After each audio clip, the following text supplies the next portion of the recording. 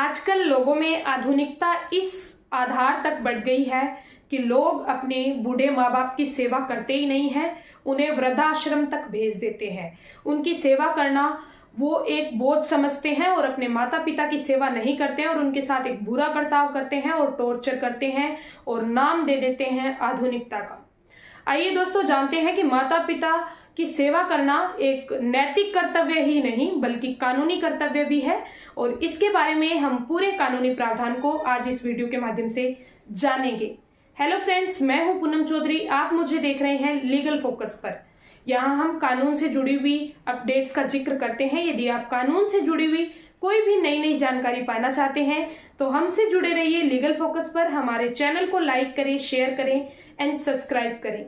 दोस्तों, देखा जाता है कि आधुनिकता के दौर में पढ़े लिखे बच्चे अपने बूढ़े माँ बाप की सेवा करना नहीं चाहते हैं तथा उन्हें वृद्धाश्रम तक भेज दिया जाता है या फिर घर में ही उन्हें टॉर्चर किया जाता है कि वो अब कुछ कमा नहीं रहे हैं तो वो किसी के लायक नहीं समझा जाता।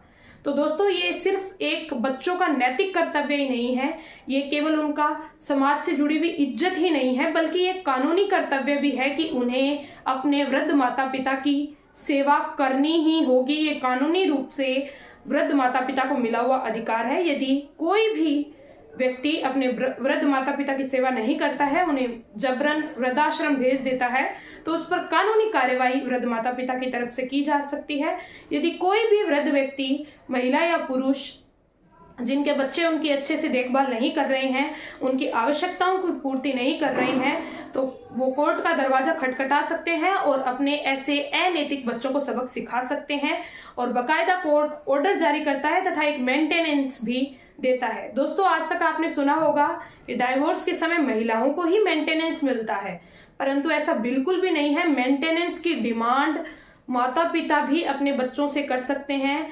जरूरी नहीं है कि मेंटेनेंस सिर्फ पत्नियों को ही मिलता है। डाइवोर्स के समय मेंटेनेंस मिलता है माता पिता को भी। अगर माता पिता बच्चों से अलग रह रहे हैं और बच्चे उनका भरण पोषण सही से नहीं कर रहे हैं तो वो भी मेंटेनेंस की डिमांड कर सकते हैं। इसका स्पष्ट रूप से जिक्र भारतीय नागरिक सुरक्षा संहिता 2023 के सेक्शन 144 में स्पष्ट रूप से कहा गया है। जी हाँ, भारतीय नागरिक सुरक्षा संहिता के सेक्शन 144 के तहत यानी कि 144 के तहत वृद्ध माता पिता भी मेंटेनेंस की डिमांड अपने बच्चों से कर सकते हैं। कोर्ट के माध्यम से, निचले कोर्ट के माध्यम से या अपने स्थानीय स्तर पर वे इसके माध्यम से अपने बच्चों से अपने रोटी, कपड़ा, मकान तथा दवाइयों के खर्चे की मांग कर सकते हैं। इसके अलावा इसके लिए अलग अलग अधिनियम भी बने हुए हैं।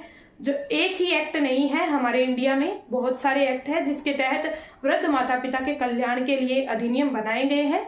यदि आपके बच्चे भी, यदि किसी वृद्ध व्यक्ति के साथ या वृद्ध महिला के साथ उनके बच्चे अन्याय करते हैं, उनके साथ अच्छा बर्ताव नहीं करते हैं, फिर भी वो उन पर कार्रवाई कर सकते हैं और उन्हें सबक सिखा सकते हैं। इसके लिए एक प्रॉपर अधिनियम 2007 में बनाया गया था। आइए जानते हैं वो अधिनियम क्या है।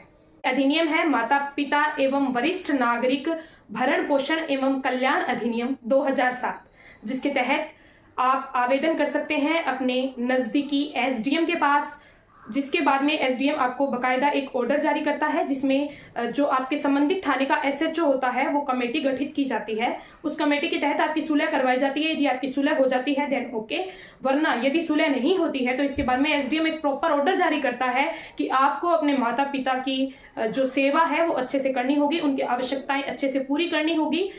अगर ऐसा वो नहीं करते हैं तो उन्हें इस अधिनियम के तहत या कानूनी रूप से सजा का भी प्रावधान है। दोस्तों, यदि आपके आसपास भी ऐसी कोई भी घटना हो रही है, किसी भी वृद्ध माता पिता के साथ भी ऐसी घटना हो रही है कि उनके बच्चे आधुनिकता के नाम पर उनकी सेवा नहीं कर रहे हैं या उनसे किसी भी तरह का टॉर्चर कर रहे हैं, तो आप जरूर से इस अधिनियम के माध्यम से तथा भारतीय नागरिक सुरक्षा संहिता की धारा 144 के तहत मेंटेनेंस की भी मांग कर सकते हैं तथा इस अधिनियम के माध्यम से भी आप कोर्ट का दरवाजा खटखटा सकते हैं। दोस्तों, यदि ऐसी घटना किसी भी व्यक्ति के साथ हो रही है या आपके आसपास भी कहीं हो रही है तो आप जरूर से अपनी राय कमेंट बॉक्स में शेयर कीजिएगा और हमारी वीडियो आपको कैसी लगी ये भी हमें कमेंट बॉक्स में जरूर से बताइएगा। मिलते हैं एक नई जानकारी के साथ अगले वीडियो में। धन्यवाद।